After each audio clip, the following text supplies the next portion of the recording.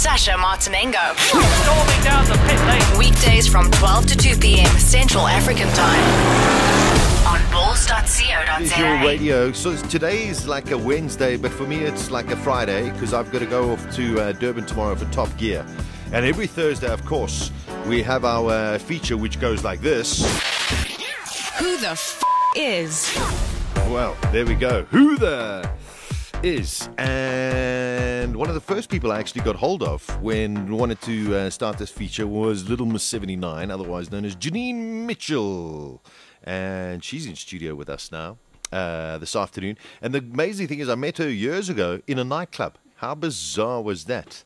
And she came up to me and she said, I race motorbikes and stuff like that. And I was, okay, that's pretty cool. And then I've been following her progress since then. Janine, great to have you here. Thank you, Sasha. Oh, hold on. I got the wrong microphone here. Wait, try one of those. Is it working now? No, it's not. That microphone's not working. Hold on. There we go. Now I've got it. All right, well, there we go. Now I'm on. So thank you, Sasha. It's awesome being here today with you guys. It's great to be here. And I mean, listen, we're going to chop and change. We're going to go like from what's happening now to back when you started and who you are and all of that kind of stuff. But I got to tell you off the bat, I was watching the Swartkorps race the other night. Unfortunately, they show it very, very late at night, but I don't sleep much, so that's okay. So I just was watching. You had a brilliant, brilliant weekend. Well done. Thank you. I did. Oh my word, it was one of the best race weekends I've had in a very long time, so I'm very happy. And I mean, it's because you've got to have balls to do what you're doing. Well, I got the boobs. See, I don't have the balls. So I've got the little boobies that go for the guns of steel. There we go. So it keeps you well balanced. Yes, you see, that's how it works. I knew there was a reason. Okay. Here we got the film camera guy who's coming in here as well. Everyone coming in now. Which is terrific. Okay, let's start at the beginning. Where are you from? I'm a Benoni girl. So Benoni? I'm from the East Rand. Nothing wrong. Born and bred Benoni girl. Well, I was born in Cape Town. I lived there for about 6 months of my life, so I don't remember it at all. Yeah, I know. And then, doesn't really count. I wouldn't brag about that either. Oh, come on. No, I'm only they've got a little hill and those kind of things, but there we go. So, born in Cape Town, lived in Joburg your whole life. Yeah, lived in Benoni my whole Where life. did you go to school? I went to primary school. I went to Tom Newby School, and then I went to Benoni High for about 2 years, which is high school. And then I actually moved to a little technical school called Hoërskool. So I had a bit of Afrikaans in me.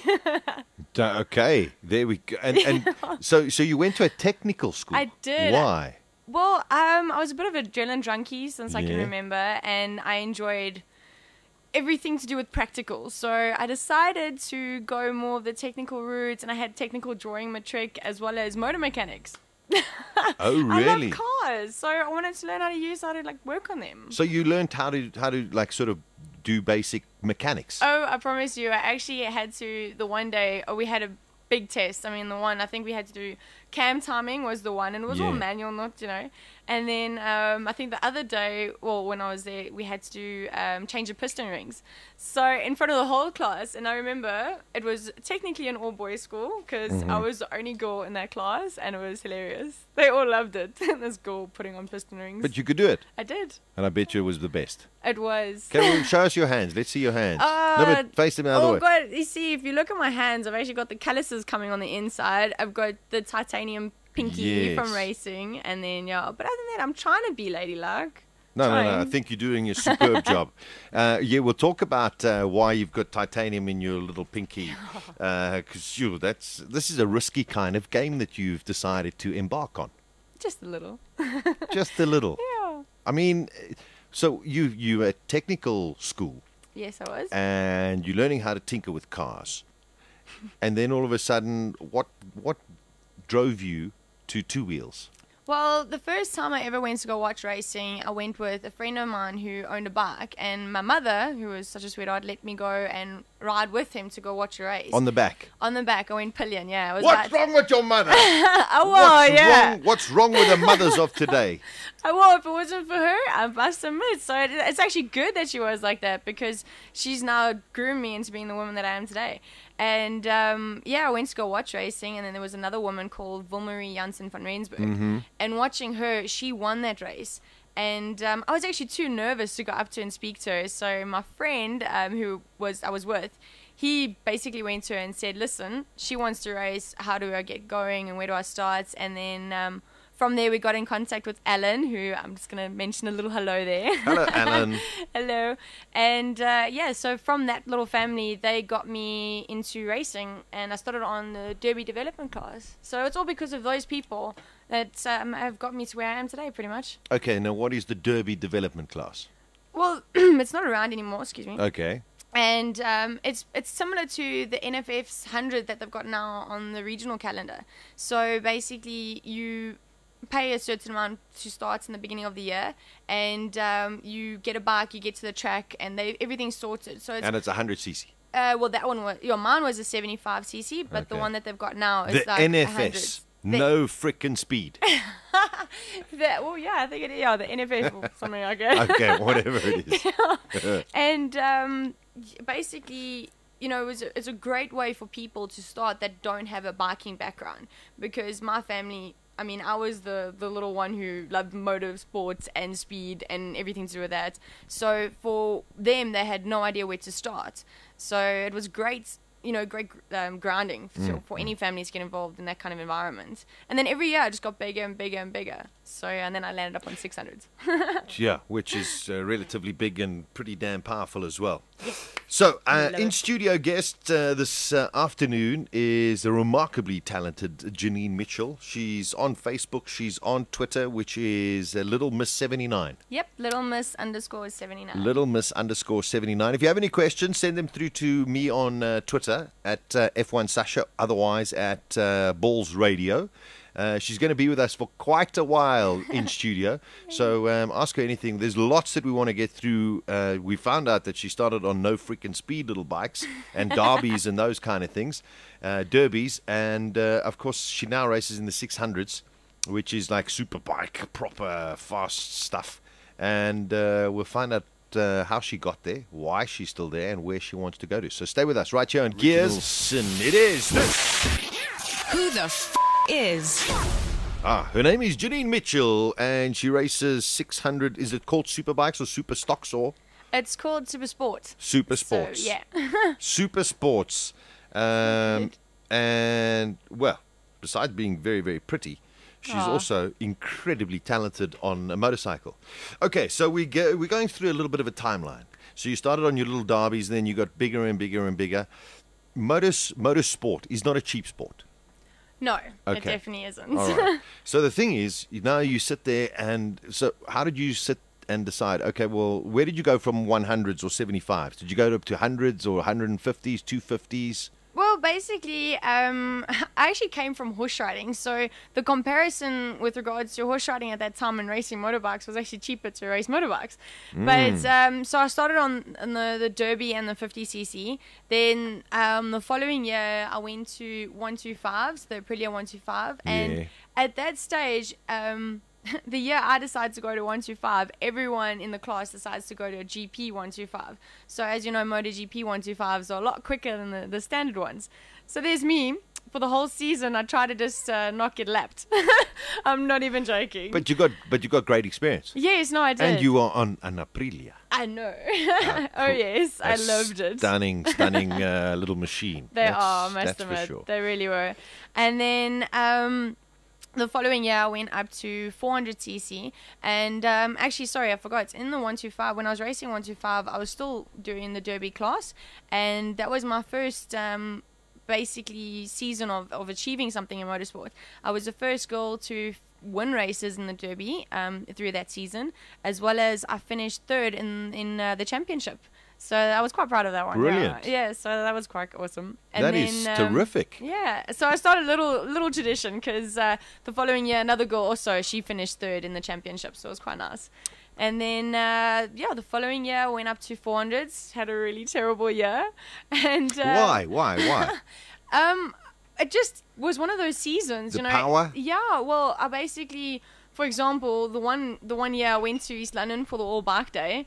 we get there, we change the jets and everything, and then my bike decides to break. So we spent 11 hours on the road driving there, and the bike decided it just didn't want to work. But that's the joy of motor racing, Oh yeah, isn't it? you know, it always happens like that. Well, let's have a look here. Dean says, saw Janine at East London. Go, Janine. Awesome. Oh yay. Very, very cool. Paul Thank you, Dean. Paul says, smile more to the camera. And then he goes, sure, she'll kick my ass on a bike. Oh my word. But she can ride in front of me anytime. Gee I wonder why. whiz, yeah. Unbelievable. Hey, her boyfriend's here. Be careful. And he's quite a big guy. Yeah. Apparently you like Zambak. I do? I don't know. It Oh says my here. gosh, is that from Gareth? Gareth says, Oh, Little my Miss word. 79 loves Zambak. Gareth just really wanted to be mentioned, I must admit, Oh, because okay. I'll tell you the story. It's hilarious, and I hate the fact that he mentioned that. Yes. The one day at the racing, you know, you go into such a zone. I think I've just gone blood red, but anyway, you go into such a zone, and I wasn't concentrating. And what I do before I race is I go and I put lip ice on. Mm-hmm. And this day, I decided that lip ice wasn't going to go on my lips. I was going to try and eat it by accident. So he was the only person that saw that, and it was I didn't eat it. Luckily, I realized what I was doing. No, you did. But oh my word, it was hilarious, and he laughed, and he's never let me live that down. Oh, okay, all right. So there's... So yeah, that's the story. Okay, so that's Gareth now. Stop it now, Gareth. Leave us alone. Yes. This is a bit of a sexist one from Eric. He says, "Can girls pop a wheelie?" Well, now that is very Yeah. how can I put it? We can, but some of us have just flipped on the start, so we've just, taking it one day at a time to learn how to wheelie. Okay. But- Rather do the racing. Yeah, I'm sticking to trying not flipping while I get off the start, rather than learning how to wheelie. Okay. And but that is a goal for this year, though.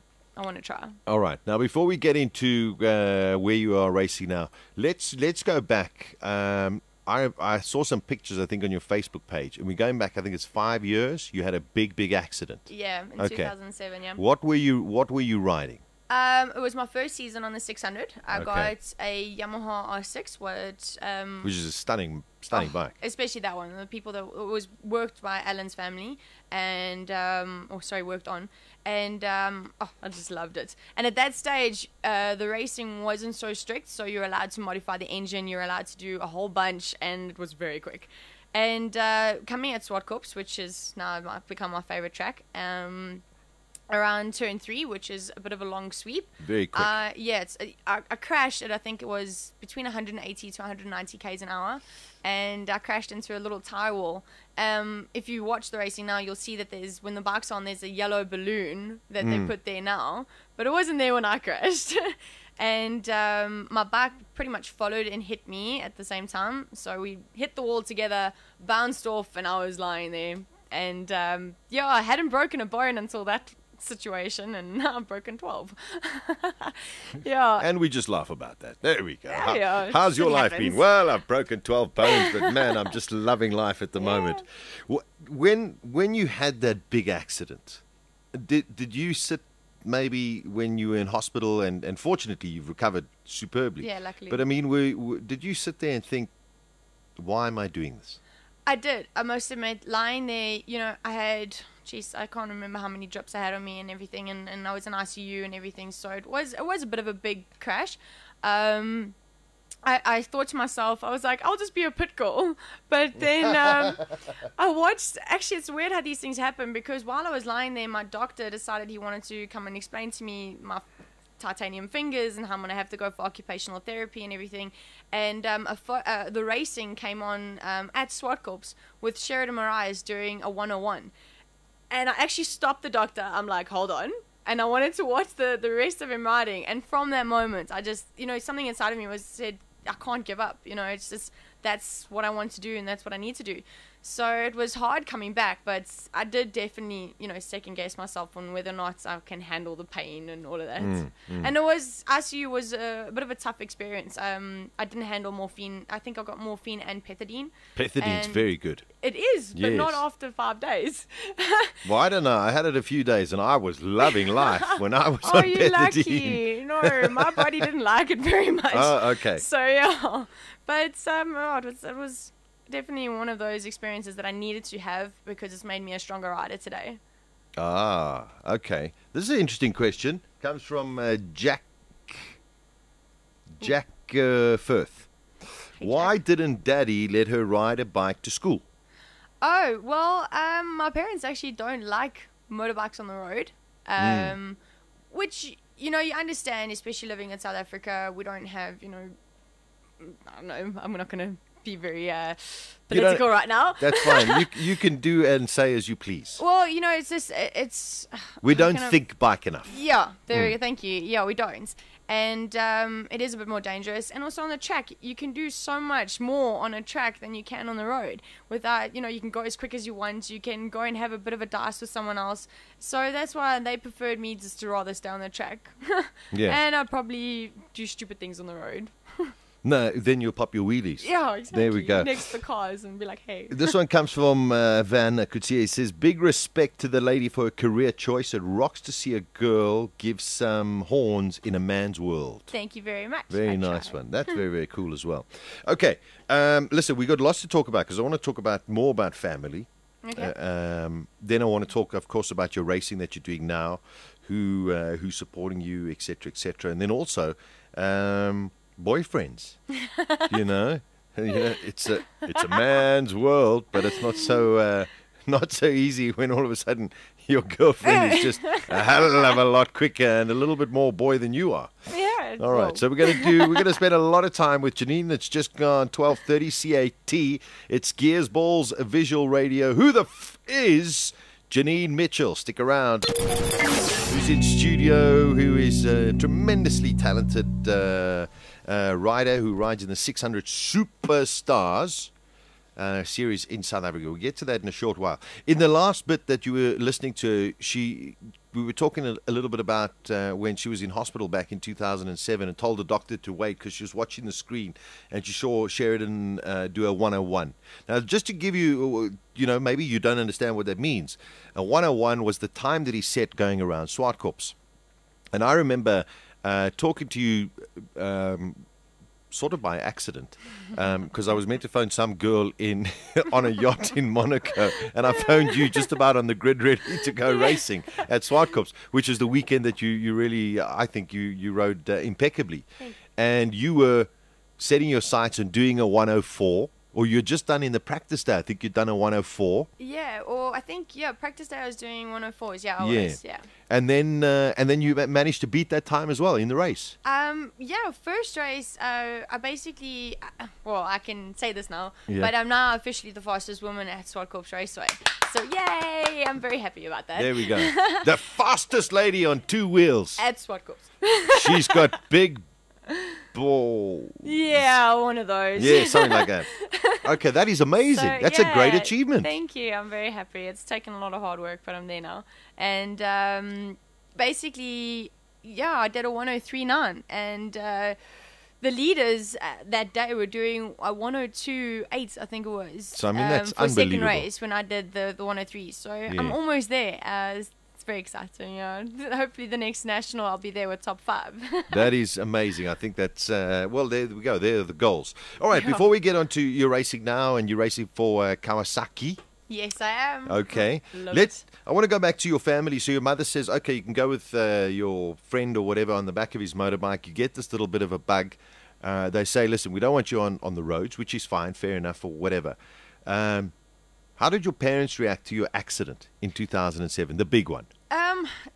My dad to this day hasn't really told me how he's reacted, but I'm Okay. sure it got to him. I mean, especially everyone on the sideline can see how nervous my dad is still, especially at Swartkorps.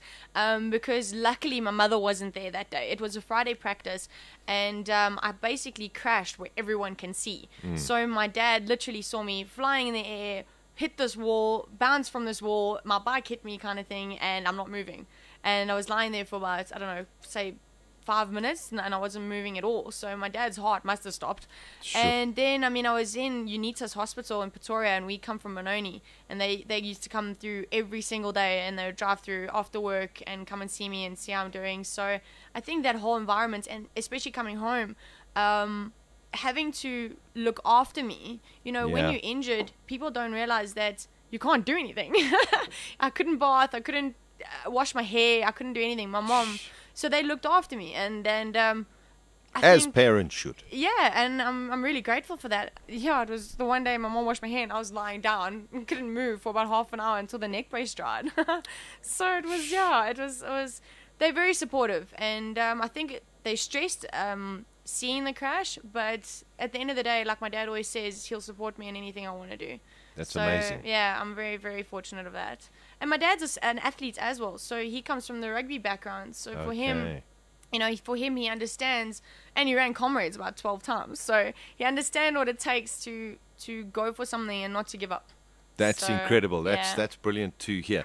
Couple of tweets that have come in for you. Yo, Sash, tell Little Miss 79 I say hi. It's Nico that does the stunt riding. Oh, wait. Hey, Nico, how There are we you? go. Cool Oh, one. yeah, I met him the other day. All right. And Mike in China, he's one of our favorite listeners. He's in China. Oh, wow, that's cool. Hey, And do you have a sister in Hong Kong? No, but I have a friend who might be going there, and she's very, very pretty. So I don't think that's going to help. He says she looks, sounds, mannerisms so much like my friend Monique here in Hong Kong. Oh, wow. Not a sister, Mike, but you know No. what? It could be a very good pickup line.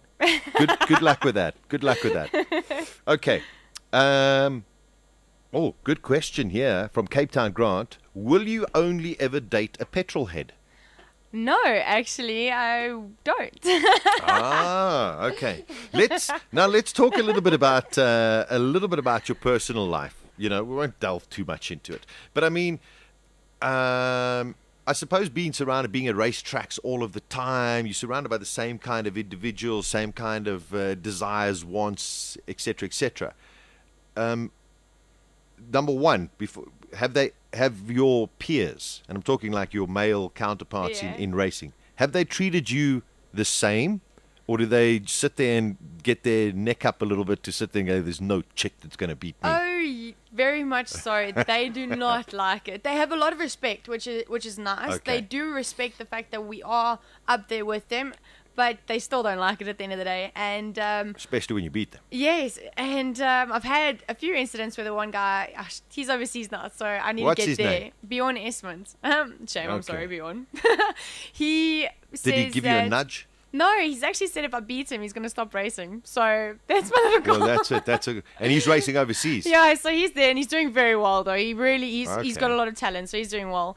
And then Clinton Seller, I remember him from when I was still on 50 cc's, and Yeah. he signed me a poster saying, "I'll race you in the future one day." And at that stage, we were probably like, "What? Never." And now, you're racing we're together. racing together, and I'm almost at his time as well. Well, close. You- So it's becoming entertaining. You know, listen, I love the superbikes and the superstars. I got to tell you, I think the superstars is a little bit more competitive, in my opinion, because you got a Yeah. lot of the guys from superbikes have come back down to the superstars. Yeah, you got the little brat pack, as we called. Yeah, you got And- Lance. Yeah, we've got Lance, we've got They must be Clinton. really frustrated because you're like taller than them as well. Oh, shame, yeah.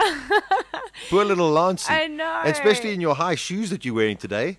I've got it. You see, that's what's so beautiful about being a woman. You can be as hardcore as you want in the male world, and then when you leave there, you can be such a lady and feminine and enjoy shopping and the rest. So Nothing wrong with that. yeah, I enjoy that.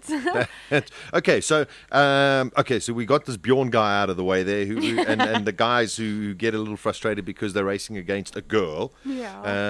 And you know, tough luck if you're not up to the grade, and that's how it goes. You know whether you're a girl or a boy. Yeah, that's the thing. You know, we mentally, physically, they might be a little bit stronger, but we just train a bit harder, and we just as great as what they can do on a bike. You know, at the end of the day, it's up to you and your bike of what you can achieve, not your gender. So what happens if like you're in a nightclub or out somewhere and somebody comes up to you, oh, hi, how you doing? What's your name? Hi, it's Janine. Yeah, what do you do? I race motorbikes. Oh, I I actually How get does that so happen? You know what? Funny enough, I really actually get nervous when guys do ask me that because What do? I race motorbikes. yeah, exactly. And they're like, All right, whatever. step back. I know. It's actually funny how my best friends, my friends love saying that whenever I go out, they promote me more than myself. Everyone's like, you see my friend? She races motorbikes. She's so cool. And it's like, oh my word.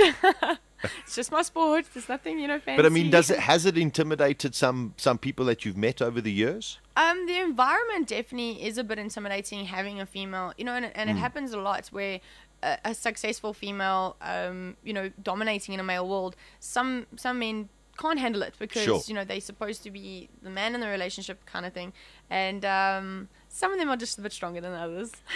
So do you take your boyfriend on your bike at all? No, not on No. my race bike. No. Unfortunately, that's just Does he one.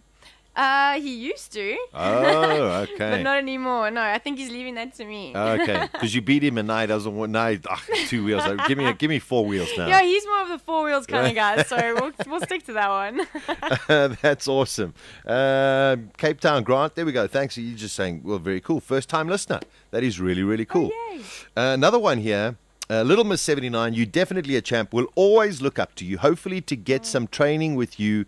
And that comes from Taylor Farina. Yes, I hate Taylor. No, definitely. Okay. Actually, that is in the pipeline. I'm going to be starting my own little riding academy. Terrific. Yeah, it's going to be basically one-on-one training. I'm still busy with, Can you the teach me? nitty-gritty. Anytime. Because I'm useless on 2 wheels. Oh, yeah, but see, you'll give me a run on money on 4 wheels. So Yeah, but no. we'll have to do this, like hand in hand. I'll teach you how to race and you can teach me how to ride a car. I mean, Okay. ride a car. That's it. Drive a car. Should I tell you my little story of 2 wheels? You're more than welcome to. I bought a Ducati 998. Oh, really? Yeah. And I got it, and then they delivered it to my house, and then as I was driving out, I turned right, and then I turned left, and then when I tried to turn right again, I got it completely wrong and landed up and ripped all the ligaments. Oh, Okay. no. But let's be honest, it wasn't a Ducati 998. It was a BMW X1 scooter. Oh, my God. It's the most embarrassing story in Oh the my history of goodness. embarrassing stories. No ways. I'm sure there's more. I'm sure there's others. although, just tell everybody I was doing just over 300 on a 998. Okay. Oh, Yeah, well. okay. I'll make sure just that's our between little you and me. secret. That's between you and I. Anytime. So I'm not very talented on 2 wheels. So you know what? I'll be the first person to sign up. Brilliant. Because I've got a scooter at home. But I'm too scared to drive it because I'm so useless. Okay, I'll make sure I get a scooter as well. We can go and have a bit of a dice on the scooter. No, And then just we'll teach me develop how to it. do it so that when I turn, I don't lean the other way and fall over like an idiot. That's all I want to do. Okay, well, we'll try. We'll start on the basics, okay? All right. So tell us a little bit more about the school you're going to do. Well, it will be one-on-one training. Yes. Basically, I will go there with my bike, with the camera, and I'll spend the whole day just with you. So, if anyone wants to contact me about that, they're more than welcome to just drop me a message on Facebook or my Twitter, for that Yeah. matter. Just drop me a message, and I'll go from there. So, any track you Brilliant. want to go to, any time, like even during the week or on a weekend, whenever you're available, I'll be willing to help you out. That sounds brilliant. I'm in. Okay, Yeah. let's talk about you now at the moment. 600cc Superstars Kawasaki. Yeah. Do they supply you the bike? I am. So you're fully sponsored? I'm very fortunate to be sponsored by Kawasaki as well as Smart Form and Insurance. They are my two main sponsors, and then All I've got Sound Activation Media, Yes. and then a whole bunch of other little sponsors that help me out throughout the season. And I'm really, really grateful to have them on board. They're helping me a lot, and they have basically given me the opportunity to be a fully sponsored rider. And all my focus is racing and helping develop the sport as well as training. That's what I do. That's my life. And I now understand how it is to be a full-on athlete. A proper, full-on, Yeah. 100% athlete. Yeah. Tell it's us hard about work. training. What do you do in how often do you train? Do you do weights? Do you do running? Do you what do you do? What does it take to be a superstar rider? Well, for me, I basically train between, call it 4 hours a day. and it's a combination of weights, CrossFit, boxing, which I love. I'm full on into boxing. But the Shimuryu. Her boyfriend's sitting over here just dropping his head going, oh my word. Yeah, he's actually seen me take a bit of a hook at the bag the one day, and it was very entertaining. He's very scared. So I really put the effort in. I mean, and also sleeping, and I don't. Well, as we met in a club, I don't do that as often as I used to. It takes a toll. You make the decision in your life whether or not you want to be a champion or, a professional athlete, or to go and still go jaw and, do that kind of thing. So it's admirable. Yeah. I think it's brilliant. Thank you. And where from now? Well, I'm basically, my goal for this season is to at least finish one race top 5 in the nationals. That is a very big goal for me, and hopefully get the chance to race overseas next year.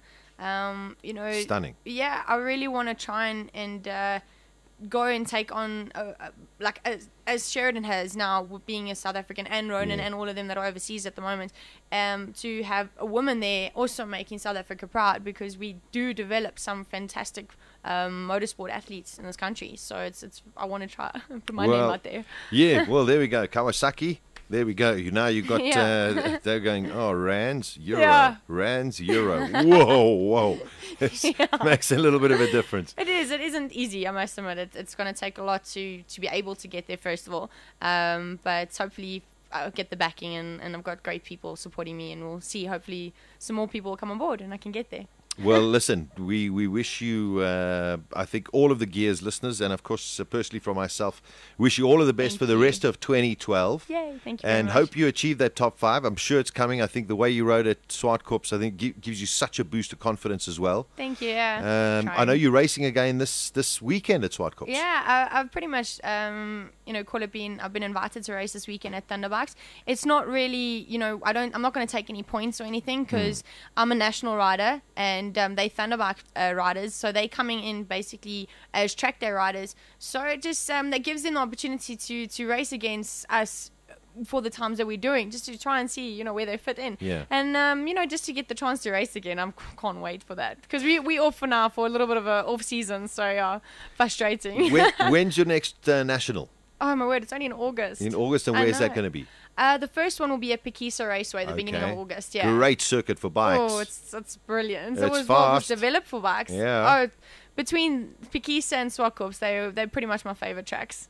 Stunning. Yeah. Janine, it's been such a pleasure to have you here on Thank Gearz, and wish you all of the best. Keep us informed of what you're doing, how everything goes. I'm so grateful to be here. Thank you. It's really, really been a pleasure. So, who the is Janine Mitchell? Follow her on Facebook. You can follow her on Twitter, Little Miss 79, and get involved. If you want to learn how to ride a bike, she will also teach you how to ride a bike. Janine, it's been a pleasure. Thank you so much to everyone, and I hope everyone has an awesome day. Thank you. Gearz on bulls.co.za with Sasha Martinengo. He's kept himself out of trouble. Weekdays from 12 to 2 p.m. Central African Time.